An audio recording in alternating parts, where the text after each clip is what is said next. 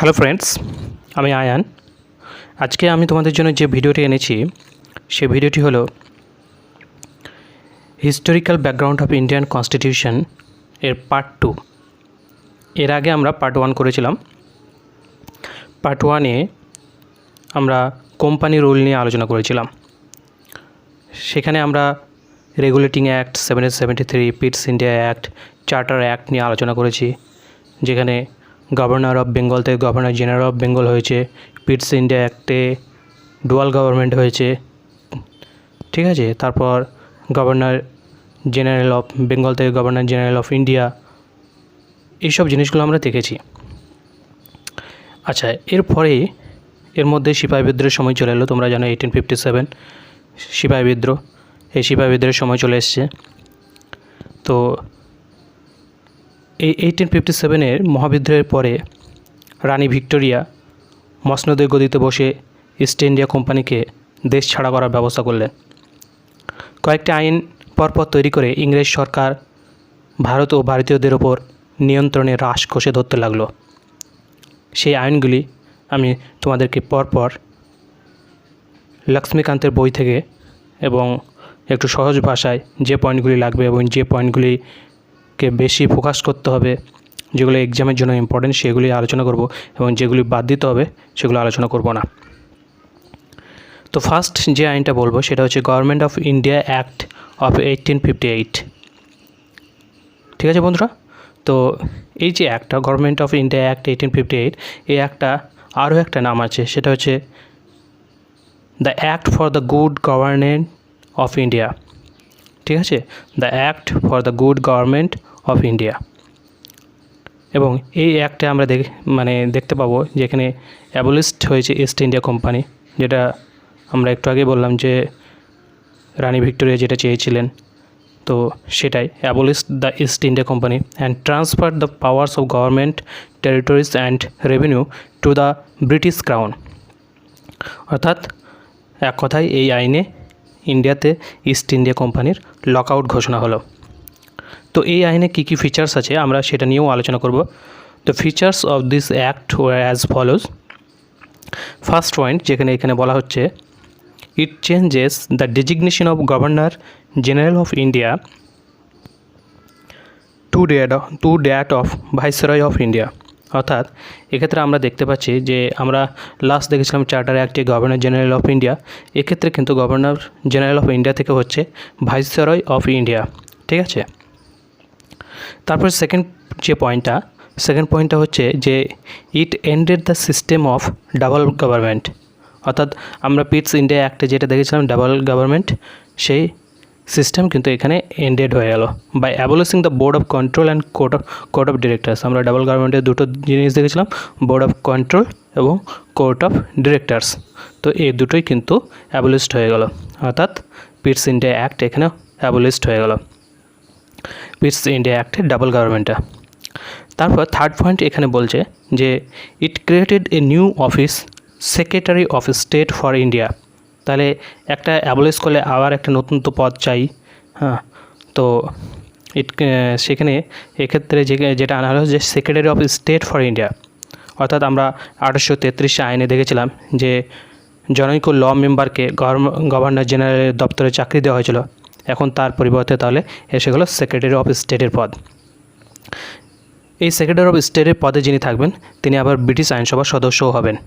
কাজেই দেশের সমস্ত গতিবিধি পুঙ্খানুপুঙ্খানুভাবে নজর রাখার জন্য সেন্ট্রালাইজেশনের পন্থা অবলম্বন করা হলো এক কথায়। তারপরে ফোর্থ পয়েন্ট যেটা তোমাদেরকে বলবো সেটা হচ্ছে যে it established a 15 member council of India. এখানে 15 জন সদস্যের একটা কাউন্সিল তৈরি করা হলো, ঠিক আছে, two assist the secretary of state for the India, যারা অ্যাসিস্ট করবে এই সেক্রেটারি অফ স্টেট পদে যিনি আছেন। The council was an advisory body. এই পয়েন্টটাও মনে রাখবে যে কাউন্সিলটা হচ্ছে একজনের অ্যাডভাইসারি বডি, এবং the secretary of state was made the chairman of the council, এবং এই সেক্রেটারি অফ স্টেট এটা কাউন্সিলের যে চেয়ারম্যান সেই তৈরি করবে। তো এই হলো 1858 গভর্নমেন্ট অফ ইন্ডিয়া অ্যাক্ট। তাহলে এখানে আমরা মেন যেটা দেখলাম যে ইস্ট ইন্ডিয়া কোম্পানির লকআউট হলো, অর্থাৎ ইস্ট ইন্ডিয়া কোম্পানি অ্যাবলিশড হলো, এবং এক্ষেত্রে যেটা আনা হলো যে নতুন একটা পদ আনা হলো যে secretary of state for India, ঠিক আছে। আর এখানে আমরা দেখলাম যে ডাবল গভর্নমেন্ট পিটস ইন্ডিয়া অ্যাক্টের যে ডাবল গভর্নমেন্ট সেটাও কিন্তু অ্যাবলিশড হলো। তাহলে এই তিনটে পয়েন্ট, একটা হলো ইস্ট ইন্ডিয়া কোম্পানি অ্যাবলিশড, হ্যাঁ, 2 নম্বর হচ্ছে ডাবল গভর্নমেন্টের এন্ডেড হলো, এবং 3 নম্বর হচ্ছে যে সেক্রেটারি অফ স্টেট, এটাই হচ্ছে অ্যাক্ট অফ 1858। বন্ধুরা, এবার আমি তোমাদেরকে যে অ্যাক্টটা নিয়ে বলবো সেটা হচ্ছে ইন্ডিয়ান কাউন্সিল অ্যাক্ট অফ 1861। এখানে লেখা আছে যে after the great revolt of 1857 the British government felt the necessity of seeking the cooperation of the Indians in the administration of their country. অর্থাৎ 1857 মহাবিদ্রোহের পর ব্রিটিশ গভর্নমেন্ট একটা মানে ভারতীয়দের সাহায্যের একটা প্রয়োজন অনুভব করলো তাদের এই অ্যাডমিনিস্ট্রেশন চালানোর জন্য। কারণ ইন্ডিয়া একটা বড় কান্ট্রি, সেখানে তারা নিজেরা তারা এই অ্যাডমিনিস্ট্রেশন কন্ট্রোল করতে পারবে না, সেই জন্য এই necessity of seeking the cooperation of the ইন্ডিয়ানসদের কোঅপারেশনে তাদের প্রয়োজন পড়লো। সেক্ষেত্রে কী বলা হচ্ছে যে ফার্স্ট পয়েন্ট যেখানে বলা হচ্ছে যে এখানে দেখো ফার্স্ট পয়েন্টে যেখানে বলা হচ্ছে in 1862 Lord Canning the then Viceroy nominated 3 Indians to his legislative council। আচ্ছা, 3 জন ইন্ডিয়ানকে লেজিসলেটিভ কাউন্সিল হিসাবে নমিনেটেড করলো। 3 জন কারা কারা, এই নামগুলো তোমরা মনে রাখবে। The Raja of Benares, the Maharaja of Patiala and Sir Dinkar Rao. এই 3টে নাম তোমরা মনে রাখবে, রাজা অফ বেনারস, মহারাজা অফ পাটিয়ালা এবং স্যার দিনকার রাও। তাহলে আমরা ফার্স্ট পয়েন্টে আমরা দেখতে পেলাম যে লেজিসলেটিভ কাউন্সিল তৈরি হলো। কেন তৈরি হলো? আমি একটু আগেই বললাম যে necessity of seeking the cooperation of ইন্ডিয়ানসদের তাদের প্রয়োজন পড়লো, সেই জন্য তারা লেজিসলেটিভ কাউন্সিল তৈরি করলো। যে কারণে তখন থেকে আইনগুলোকে এবার কাউন্সিল অ্যাক্ট বলা শুরু হলো, ঠিক আছে। এটা হলো ফার্স্ট পয়েন্ট। সেকেন্ড পয়েন্ট তোমাদেরকে যেটা বলবো সেটা হচ্ছে যে it initiated the process of decentralisation. অর্থাৎ এতদিন অবধি আমরা যেটা দেখলাম সেটা হচ্ছে যে সেন্ট্রালাইজেশন হচ্ছে, ঠিক আছে। এবার হচ্ছে ডিসেন্ট্রালাইজেশন। কীভাবে decentralisation? By restoring the legislative powers to the Bombay and Madras presidencies. এর আগে আমরা দেখেছিলাম যে বোম্বাই এবং মাদ্রাসের যে পাওয়ার সেটা ছিনিয়ে নেওয়া হয়েছিল, এখন কিন্তু সে পাওয়ারটা আবার তাদেরকে ফিরিয়ে দেওয়া হচ্ছে, restoring the legislative powers to the Bombay and Madras presidencies. তো এটা হলো দ্বিতীয় পয়েন্ট। তৃতীয় পয়েন্ট যেটা হচ্ছে যে it also provided for the establishment of new legislative council for Bengal's north western provinces and Punjab which were established in 1862, 1886 and 1897 respectively। অর্থাৎ আমরা যেটা দেখতে পেলাম সেটা হচ্ছে যে এটা প্রোভাইড করছে নিউ লেজিসলেটিভ কাউন্সিল এস্টাবলিশড করতে, যেমন বাংলাতে নর্থ ওয়েস্টার্ন প্রভিন্সেস, পাঞ্জাব, হ্যাঁ, এবং যেগুলো সালও বলে দেওয়া হয়েছে এখানে। বাংলাতে হয়েছিল 1862 সালে, নর্থ ওয়েস্টার্ন প্রভিন্সেসে হয়েছিল 1886 সালে এবং পাঞ্জাবে হয়েছিল 1897 সালে। সো বন্ধুরা, এবার আমরা চলে আসি ফোর্থ পয়েন্টে। তো ফোর্থ পয়েন্টে হচ্ছে যে it also gave a recognition to the portfolio system introduced by Lord Canning in 1859। তাহলে এই অ্যাক্টের মাধ্যমে পোর্টফোলিও সিস্টেমও চালু হলো, এর পাশাপাশি পোর্টফোলিও সিস্টেম শুরু হলো। এবং এটা কে চালু করলো? Introduced by Lord Canning. কত সালে? 1859। তাহলে পোর্টফোলিও সিস্টেমটা কি? পোর্টফোলিও সিস্টেমটা হচ্ছে যে এই সিস্টেমে under this a member of the viceroy's council was made in charge of one or more department of the government and was authorized to issue final orders on behalf of the council on matters of his departments। অর্থাৎ এই portfolio সিস্টেমের মাধ্যমে একটা ভাইসরয়ের কাউন্সিলের member যাকে কিনা তৈরি করা হয় ইনচার্জ যে কোনো একটা ডিপার্টমেন্ট অথবা একাধিক ডিপার্টমেন্টের, সরকারি ডিপার্টমেন্টের এবং সে ইস্যু করবে ফাইনাল অর্ডার, এবং সেটা কার পক্ষে? অন দ্য বিহাফ অফ কাউন্সিলের পক্ষে। কী নিয়ে? On matters of his department, তার ডিপার্টমেন্টের ম্যাটার্স নিয়ে। অর্থাৎ এক কথায় বলতে গেলে মন্ত্রীমশাই এখন হয়ে গেল ষড়যন্ত্রী মশাই। এটাই হচ্ছে পোর্টফোলিও সিস্টেম। এরপর আসি 5 নম্বর পয়েন্ট। 5 নম্বর পয়েন্টে বলছে যে it empowered the viceroy to issue ordinance. Ordinance শব্দটা কিন্তু ইম্পর্টেন্ট, একটু পরেই তোমাদেরকে বলছি। It empowered the Viceroy to issue ordinance without the concurrence of the Legislative Council during an emergency. The life of such an ordinance was 6 months. ঠিক আছে, অর্থাৎ এই অ্যাক্টে বড়লাটের হাতে অর্ডিন্যান্স জারি করার ক্ষমতা চলে এলো। তাহলে আমাদের ঠিক যেমন আমাদের আজকের প্রেসিডেন্ট, আমাদের আজকের দিনে রাষ্ট্রপতি অর্ডিন্যান্স জারি করে থাকে, ঠিক সেই সময় এই অ্যাক্টের মাধ্যমে বড়লাট তার হাতে এই অর্ডিন্যান্স জারি করার ক্ষমতা ছিল। এবং বড়লাটের সম্মতি ছাড়া যেমন বিল পাস হতো না, তেমনি অনাস্থা প্রস্তাবের ক্ষমতাও ছিল না সেই পর্ষদের, ঠিক যেটা আমরা বর্তমানে দেখতে পাই। ঠিক আছে, তাহলে 5 নম্বর পয়েন্টটা কিছুই না।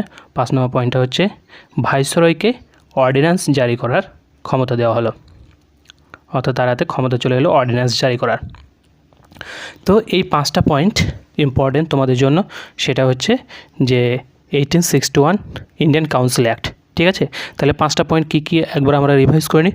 ফার্স্ট পয়েন্ট হলো যে ভারতীয়দের প্রয়োজন অনুভব করায় ব্রিটিশরা এই অ্যাক্টের মাধ্যমে লেজিসলেটিভ কাউন্সিল তৈরি করলো। ঠিক আছে, এটা ফার্স্ট পয়েন্ট। 2 নম্বর সেকেন্ড পয়েন্ট হচ্ছে যে ডিসেন্ট্রালাইজেশন। ঠিক আছে, কীরকম? বোম্বাই এবং মাদ্রাসকে আবার তাদেরকে পাওয়ার, লেজিসলেটিভ পাওয়ার ফিরিয়ে দেওয়া হলো। তাহলে এটা হলো 2 নম্বর পয়েন্ট। 3 নম্বর পয়েন্ট হলো নিউ লেজিসলেটিভ কাউন্সিল তৈরি হলো। কোথায় কোথায়? বেঙ্গলে, নর্থ ওয়েস্টার্ন প্রভিন্সে এবং পাঞ্জাবে। ঠিক আছে, এটা 3 নম্বর পয়েন্ট গেল। 4 নম্বর পয়েন্ট হলো পোর্টফোলিও সিস্টেম চালু হলো। ঠিক আছে, অর্থাৎ মন্ত্রীমশাই একাধিক ডিপার্টমেন্টের মানে দেখাশোনা করবে। এক কথায়, সোজা কথায় মন্ত্রীমশাই হয়ে গেল ষড়যন্ত্রী মশাই। এবার তোমাদেরকে 5 নম্বর পয়েন্ট যেটা বললাম যে ভাইসরয়ের হাতে অর্ডিন্যান্স জারি করার ক্ষমতা চলে এলো। তারপর যে অ্যাক্টটা নিয়ে তোমাদের সঙ্গে আলোচনা করব আমি, সেটা হচ্ছে যে ইন্ডিয়ান কাউন্সিলস অ্যাক্ট অফ 1892। তো 1892 তার মানে তোমরা বুঝতে পারছো যে আমরা জানি যে 1885 সালে কংগ্রেস তৈরি হয়েছে। ঠিক আছে, তাহলে একটা এসেছে কংগ্রেস তৈরি হওয়ার পরে, অর্থাৎ সুরেন বন্দ্যোপাধ্যায়, উমেশ বন্দ্যোপাধ্যায়ের মতো হেভিওয়েট নেতারা তখন জনপ্রতিনিধি ছিল। ঠিক আছে, তো এরকম বড় বড় নেতারা থাকলে তো ভারতীয়দের হাতে তো কিছু ক্ষমতা দিতেই হবে, সেই জন্য এই আইনটা আনা। এটা হচ্ছে ইন্ডিয়ান কাউন্সিল অ্যাক্ট 1892। কীভাবে ক্ষমতা দেবে? সেটা হচ্ছে যে পর্ষদ অর্থাৎ কাউন্সিলের সাইজ বাড়াতে হবে। কীভাবে বাড়াবে? দেখো, point number 1, increase the number of additional members, এবং সেটা অফিসিয়াল নয় কিন্তু নন অফিসিয়াল। ঠিক আছে, increase the number of additional members in the central and provincial legislative council but maintain the official majority in them. ঠিক আছে, তাহলে অ্যাডিশনাল মেম্বারের নাম্বার ইনক্রিজ করা হলো, এবং সেটা হচ্ছে যে নন অফিসিয়াল। সেকেন্ড পয়েন্ট যেটা বলছে যে increase the function of legislative council's and gave them the power of discussing the budget and addressing question to the executive. তাহলে এখানে আমরা যেটা দেখতে পাচ্ছি যে এই প্রথম 1892 ইন্ডিয়ান কাউন্সিল অ্যাক্টে প্রথম কাজের কথা শুরু হলো। কীরকম? এবার কিন্তু বাজেট নিয়েও আলোচনা যেমন শুরু হলো, ঠিক সেরকম বাজেট নিয়ে আলোচনা শুরু হওয়ার পাশাপাশি সাধারণ মানুষের সমস্যা নিয়েও আলোচনা শুরু হলো। তাহলে addressing question to the executive, এই যে জায়গাটা, অর্থাৎ সাধারণ মানুষের সমস্যা নিয়ে এক্সিকিউটিভকে কোশ্চেন করা প্লাস বাজেট নিয়ে ডিসকাশন করা, এই আইনের মাধ্যমে কিন্তু এলো। তারপর 3 নম্বর পয়েন্ট যেটা বলছে যে it provided for the nomination of some non official members of the central legislative council by the viceroy এক নম্বর। আর 2 নম্বর হচ্ছে provincial legislative council by the governors on the recommendation of the district board, municipalities, universities, trade association, zamindars and chambers. অর্থাৎ কী দাঁড়ালো, যে সোজা কথায় বিশ্ববিদ্যালয়, পৌরসভা, জেলার বোর্ড, জমিদার সবাই মিলে প্রাদেশিক পর্ষদে নমিনেটেড সদস্য পাঠাতে শুরু করলো। যেমন আজকেও কয়েকটি রাজ্যের বিধান পরিষদে এরকম হয়ে থাকে। অর্থাৎ বলতে গেলে একটা পরোক্ষ নির্বাচনী প্রক্রিয়া শুরু হলো, যা ভবিষ্যতে দেশের মধ্যে আইনসভার প্রয়োজনীয়তাকে গুরুত্ব দেওয়া শুরু হলো। ঠিক আছে, তাহলে nomination of non official members, একটা হচ্ছে সেন্ট্রাল লেজিসলেটিভ কাউন্সিল আর এটা হচ্ছে প্রভিন্সিয়াল লেজিসলেটিভ কাউন্সিল। অর্থাৎ দুটো কাউন্সিল থেকে, একটা সেন্ট্রাল লেজিসলেটিভ কাউন্সিল থেকে এবং প্রভিন্সিয়াল লেজিসলেটিভ কাউন্সিল থেকে নমিনেশন নেওয়া শুরু হলো। তা আরও একবার বলছি, বিশ্ববিদ্যালয়, পৌরসভা, জেলার বোর্ড, জমিদার সবাই মিলে প্রাদেশিক পর্ষদের নমিনেটেড সদস্য পাঠাতে শুরু করলো। যেমন আজকের দিনেও কিছু রাজ্যের বিধান পরিষদে এটা হয়ে থাকে। তারপরে এখানে একটা ওয়ার্ড আছে, দেখো যে the word election was however not used in the act. অর্থাৎ আমি একটু আগে তোমাদেরকে বললাম যে এর মাধ্যমে এই যে নমিনেশন, সেন্ট্রাল লেজিসলেটিভ কাউন্সিল থেকে, প্রভিন্সিয়াল লেজিসলেটিভ কাউন্সিল থেকে, এর মাধ্যমে একটা পরোক্ষ নির্বাচনী প্রক্রিয়া শুরু হয়ে গেছে। কিন্তু বন্ধুরা, the word election was however not used in this act, কারণ সেক্রেটারি অফ স্টেট এই প্রস্তাবটি বারবার নাকচ করেছে, সেই জন্য সরাসরি নির্বাচন তখনও দূরস্থ। তবে একটা কথা বলতেই হয় যে এই আইন কিছুটা হলেও গুরুত্বপূর্ণ ছিল, কারণ এখানে আমরা দেখতে পেলাম যে সাধারণ মানুষের সমস্যা নিয়ে আলোচনা হচ্ছে। ঠিক আছে, বাজেট নিয়ে আলোচনা হচ্ছে, আর এইসব আলোচনা হওয়ার জন্যই এই আইনটা কিন্তু, কারণ এইসব সমস্যা না মিটলে 1885 সালের যে কংগ্রেস তৈরি হয়েছিল, সেই কংগ্রেসের নেতারা তাদের ছেড়ে কথা বলবে না। তো আমরা এই পয়েন্টে 1892 সালে ইন্ডিয়ান কাউন্সিল অ্যাক্টে যে পয়েন্টগুলো দেখলাম আর একবার সংক্ষেপে আলোচনা করে নিচ্ছি, রিভাইজ করে নিচ্ছি। সেটা হচ্ছে যে নন অফিসিয়াল মেম্বার্স ইনক্রিজ করা হলো, এবং সেটা সেন্ট্রাল এবং প্রভিন্সিয়াল লেজিসলেটিভ কাউন্সিল থেকে। ঠিক আছে, এটা 1 নম্বর পয়েন্ট। আর 2 নম্বর পয়েন্ট হচ্ছে যে এখানে কিছু কাজের কথা, যেমন বাজেট নিয়ে আলোচনা শুরু হওয়ার পাশাপাশি সাধারণ মানুষের সমস্যা নিয়েও আলোচনা শুরু হলো। ঠিক আছে, 2টো পয়েন্ট। তো এই 2টো পয়েন্ট, আর এখানে একটা পরোক্ষ নির্বাচনী প্রক্রিয়া যে শুরু, সেটাও কিন্তু এখানে একটা পয়েন্ট। তো এই 3টে পয়েন্ট। এবার বন্ধুরা আমি তোমাদেরকে বলবো ইন্ডিয়ান কাউন্সিল অ্যাক্ট অফ 1909। ঠিক আছে, তো 1909 সালে ইন্ডিয়ান কাউন্সিল অ্যাক্টে যেটা হচ্ছে, তো এটা বলতে গেলে আমি তোমাদেরকে বলবো যে ব্রিটিশ ভারতের প্রত্যেকটা আইন, যতগুলো আইন এসেছে সেগুলো সমসাময়িক ঘটনার পরিপ্রেক্ষিতে যেরকমভাবে দেশের লোক ঝামেলা করবে সেরকমভাবে আইন তৈরি হবে। 1905 সালে বঙ্গভঙ্গ হলো। 1909 মানে বুঝতে পারছো 1905-এর পরের ঘটনা। ঠিক আছে, তাহলে 1905-এ বঙ্গভঙ্গ করে হিন্দু মুসলিমদের মধ্যে দাঙ্গা বাঁধিয়ে দেওয়া হলো। কিন্তু কয়েক বছর যাওয়ার পরেই ব্রিটিশরা বুঝতে পারলো যে বাঙালিদের এইভাবে না ভেঙে গোটা দেশটাকে ভিতর থেকে ভাঙতে হবে, অথচ এমনভাবে ভাব দেখাতে হবে যেন দেশের লোকের জন্যই তারা কাজ করছে। ঠিক আছে, দেশের লোকেদের জন্য কত দরদ, যেমন ভাবা সেরকমই কাজ। কী কাজ? Indian council act 1909। এই একটা আরও একটা নাম আছে, এই অ্যাক্টটাকে বলা হয় মরলে মিন্টো রিফর্মস। আচ্ছা, মরলে কে ছিল, মিন্টো কে ছিল, এটা তোমাদেরকে জানতে হবে। Lord Morley was the then secretary of state for India. ঠিক আছে, তাহলে মরলে ছিল সেক্রেটারি অফ স্টেট, আর Lord Minto was the then viceroy of India. অর্থাৎ লর্ড মিন্টো ছিল ভাইসরয় আর লর্ড মরলে ছিল সেক্রেটারি। ঠিক আছে, তাহলে মিন্টো ভাইসরয়, মরলে সেক্রেটারি, তাহলে এটার আরও একটা নাম মরলে মিন্টো রিফর্ম। এবার এখানে কি কি পয়েন্ট আছে? এখানে ফার্স্ট পয়েন্ট যেটা বলা হয়েছে যে it considerably increase the size of the legislative council for both central and provincial, অর্থাৎ এর আগেও যেটা হয়েছিল এবারও তাই, অর্থাৎ একের পর এক শুধু সংখ্যা বাড়িয়েই যাওয়া হচ্ছে। The number of members in the central legislative council was raised from 16 to 60, ঠিক আছে। The number of members in the provincial legislative council was not uniform, অর্থাৎ আমরা এখানে দেখতে পাচ্ছি যে সেন্ট্রাল কাউন্সিলে অর্থাৎ কেন্দ্রীয় পরিষদে 16 থেকে গদি বাড়িয়ে করা হলো 60 করা হলো, অর্থাৎ যদি একটা ভালো কথায় বলতে হয় সুইট 16 থেকে রিটায়ারমেন্ট এজ, তোমরা 60 রিটায়ারমেন্ট এজ আর সুইট 16, তো গদির সংখ্যা বাড়িয়ে 16 থেকে 60 করা হলো। এবং number of members in the provincial legislative council, এটা সেন্ট্রালের বললাম 16 থেকে 60, ঠিক আছে, 16 থেকে 60, কিন্তু প্রভিন্সিয়াল লেজিসলেটিভ কাউন্সিলে কোনো ইউনিফর্ম কোনো নাম্বার ছিল না। তো এটা হলো ফার্স্ট পয়েন্ট, তাহলে নাম্বার শুধু বেড়েই যাচ্ছে।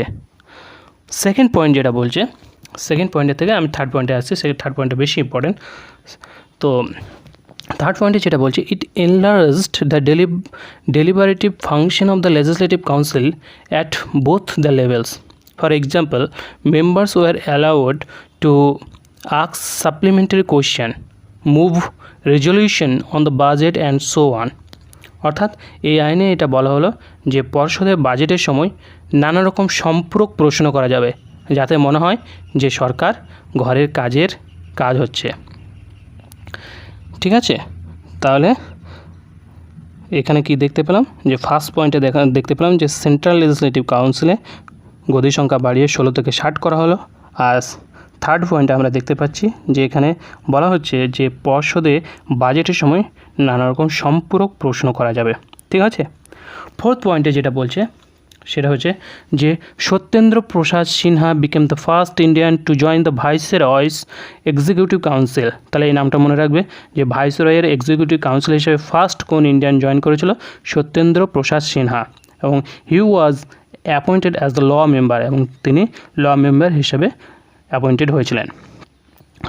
5 নম্বর পয়েন্ট বলছে যে it introduced a system of communal representation for Muslims by accepting the concept of separate electorate, ঠিক আছে। একটু আগেই বন্ধুরা আমি যেটা বলছিলাম, under this the Muslim numbers were to be elected only by Muslim voters, thus the act legalised communalism and the Lord Minto came to be known as the father of communal electorate. তো বন্ধুরা এখানে একটা question যদি এখানে এভাবে দিয়ে থাকে যে who is the father of communal electorate, অর্থাৎ কমিউনাল ইলেক্টোরেটের ফাদার জনককে, তখন তোমাদেরকে বলতে হবে লর্ড মিন্টো। আর একটু আগে এই ব্যাপারটা নিয়ে আলোচনা করছিলাম যে এই প্রথমবার কেন্দ্রীয় পরিষদে মুসলিমদের জন্য কয়েকটি গদি তৈরি করা হলো যাতে হিন্দুরা খেপে যায়। কেন? সেই গদির জন্য মুসলিমরা মুসলিম প্রতিনিধিদের ভোট দেবেন, এতে মুসলিমরা ভাববেন যে ইংরেজরা কত ভালো, আর এদিকে হিন্দুদের রাগ ইংরেজদের ওপর থেকে উঠে পড়বে মুসলিমদের ওপর, অর্থাৎ এক ঢিলে দুই পাখি, আর এটাই চেয়েছিল ইংরেজরা। তো বন্ধুরা এটা গেল 1909-এর ইন্ডিয়ান কাউন্সিল অ্যাক্ট। তাহলে এখানে যে পয়েন্টগুলো হলো আমি তোমাদেরকে সংক্ষেপে আরও একবার বলে দিই যে এখানে সেন্ট্রাল লেজিসলেটিভ কাউন্সিলের সংখ্যা 16 থেকে 60 করা হলো, ঠিক আছে। 2 নম্বর পয়েন্ট হলো যে বাজেটে তারা সম্পূরক প্রশ্ন করতে পারবে। 3 নম্বর পয়েন্ট হলো ভাইসরয়ের এক্সিকিউটিভ কাউন্সিল হিসাবে ফার্স্ট ইন্ডিয়ান সত্যেন্দ্র প্রসাদ সিনহা, এবং 4 নম্বর পয়েন্ট হলো যে কেন্দ্রীয় পরিষদে মুসলিমদের জন্য কয়েকটি গদি তৈরি করা হলো, ঠিক আছে। এই 4টে পয়েন্ট তোমরা মনে রাখবে। তারপর হচ্ছে যে গভর্নমেন্ট অফ ইন্ডিয়া অ্যাক্ট, এই একটা ভেরি ভেরি ইম্পর্টেন্ট অ্যাক্ট, কারণ হচ্ছে যে এই অ্যাক্ট থেকে আমাদের ইন্ডিয়ান কনস্টিটিউশনে 4 ভাগের মোটামুটি 3 ভাগ এই অ্যাক্টেই আছে। তো এই অ্যাক্টে কী বলা হচ্ছে তার আগে আমি তোমাদেরকে বলি যে এখানে যেটা লেখা আছে অন আগস্ট 20, 1970, ঠিক আছে, the British government declared for the first time that it's objective was the gradual introduction of responsible government in India, অর্থাৎ 1917 সালে 20 আগস্ট ব্রিটিশ গভর্নমেন্ট ডিক্লেয়ার করলো, কী ডিক্লেয়ার করলো, যে তাদের অবজেক্টিভ ওয়াজ, তাদের কী objective, the gradual introduction of responsible গভর্নমেন্টের gradual introduction in India, ভারতে। এই পয়েন্টটা তোমরা মনে রাখবে, হয়তো এমসিকিউ দিয়ে দিতেই পারে যে তাদের অবজেক্টিভ কী ছিল। অপশন বিভিন্ন রকম আছে, তাদের মধ্যে একটা অপশন হচ্ছে gradual introduction of responsible government in India, তখন সেটাতে তোমরা ক্লিক করবে, টিক মারবে। তাহলে কি হলো, এই যে গভর্নমেন্ট অফ ইন্ডিয়া অ্যাক্ট 1919, এই প্রথম একটি আইনের জন্য আলাদা একটা প্রিয়াম্বল তৈরি করা হলো, ঠিক আছে, এবং বলা হলো যে ভারত ব্রিটেনের অবিচ্ছেদ্য অংশ। এছাড়াও বিকেন্দ্রীকরণ করতে হবে, কারণ অর্থাৎ বিকেন্দ্রীকরণ বলতে ডিসেন্ট্রালাইজেশন, কারণ ততদিনে সশস্ত্র বিপ্লব শুরু হয়ে গেছে, এদের আটকাতে প্রাদেশিক সরকারের হাতে ভালো রকম ক্ষমতা দিতে হবে। এবং এই অ্যাক্টটা ইনঅ্যাক্টেড হয়েছিল 1919 সালে, তোমরা দেখলে, কিন্তু এটা কেম ইনটু ফোর্স ইন 1921, 1921 সালে এটা came into force. This act is also known as Montagu-Chelmsford Reforms, ঠিক আছে। তাহলে 1919 সালে এই অ্যাক্টটার আরেকটা নাম হচ্ছে মন্টেগু-চেমসফোর্ড রিফর্মস। মন্টেগু কে ছিলেন? মন্টেগু ছিলেন সেক্রেটারি এবং চেমসফোর্ড ছিলেন ভাইসরয়। এই অ্যাক্টের ফিচার্সগুলো আমরা তাহলে একটু আলোচনা করে নিই। এই অ্যাক্টে যেটা বলা হচ্ছে যে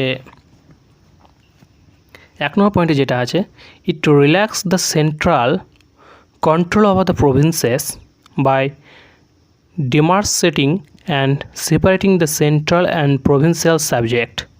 However, the structure of the government continued to be centralized and unitary, ঠিক আছে। তো আমাদের যেটা বলতে গেলে, আমাদের ইন্ডিয়ান গভর্নমেন্ট হচ্ছে কোয়াসি ফেডারাল, অর্থাৎ ফেডারেল গভর্নমেন্ট থাকবে এবং ইউনিটারি গভর্নমেন্ট থাকবে।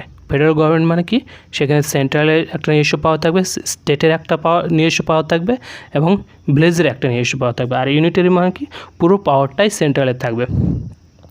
ঠিক সেই রকম এখানে কি করা হলো, এখানে সেন্ট্রাল এবং প্রভিন্সিয়াল সাবজেক্ট দুটোকে করে দেওয়া হলো, সেপারেট করে দেওয়া হলো। আর কি করা হলো, সেপারেট করে দিলেও পুরো পাওয়ারটাই কিন্তু ছিল, the structure of government continue to be centralised and unitary. গভর্নমেন্টের স্ট্রাকচারটা কিন্তু কন্টিনিউ করতো এই সেন্ট্রালাইজেশনের মাধ্যমে। সেকেন্ড যে পয়েন্টটা এখানে বলা হচ্ছে যে it further divided the provincial subject into 2 parts, transferred and reserved, ঠিক আছে। The transfer subject were to be administered by the governor with the aid of minister responsible to the legislative council, and the reserve subject on the other hand were to be administered by the governor and his executive council without being responsible to the legislative council. অর্থাৎ এখানে আমরা যেটা দেখতে পাচ্ছি যে provincial সাবজেক্টকে আবার দুটো ভাগে ভাগ করে দেওয়া হচ্ছে। আমরা একটু আগে দেখলাম যে সেন্ট্রাল আর প্রভিন্সিয়াল হলো, আর প্রভিন্সিয়ালকে আবার দুটো ভাগে ভাগ করছে, ট্রান্সফার এবং রিজার্ভ, ঠিক আছে। এবং ট্রান্সফার এবং রিজার্ভের আবার দুটো আলাদা আলাদা পার্ট করে দেওয়া হলো এবং তাদের আলাদা আলাদা কাজ। আর একটা জিনিস কী হয়েছে, এই যে dual scheme of governance was known as diarchy, ঠিক আছে। Diarchy a term derived from the Greek word diarchy, যার মানে হচ্ছে ডাই এবং আর্কি। ডাই মানে হচ্ছে ডাবল আর আর্কি মানে হচ্ছে রোলস, অর্থাৎ doubles roles. However, this experiment was largely unsuccessful, যদিও এই এক্সপেরিমেন্টটা লার্জলি আনসাকসেসফুল হয়েছিল। তাহলে সহজ কথায় বলতে গেলে এই আইনে শুরু হলো ডায়ার্কি, ঠিক আছে, ডাবল রোল, দ্বৈত শাসন।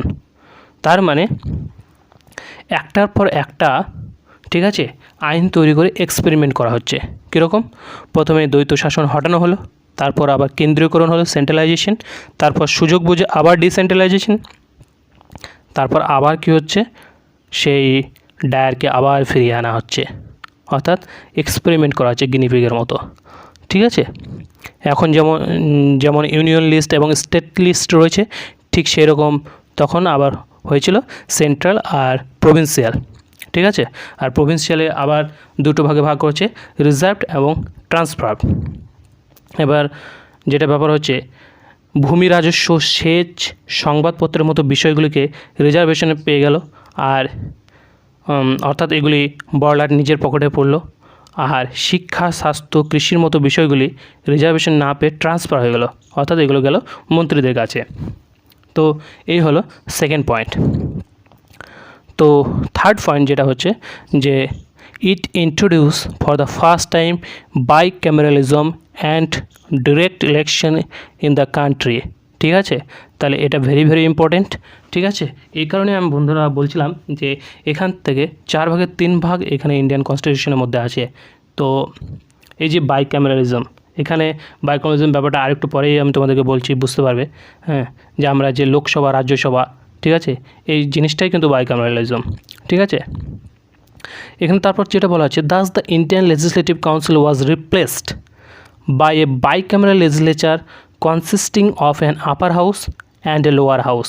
অর্থাৎ বাইক্যামেরাল মানে দুটো হাউস থাকবে, একটা আপার হাউস এবং একটা লোয়ার হাউস।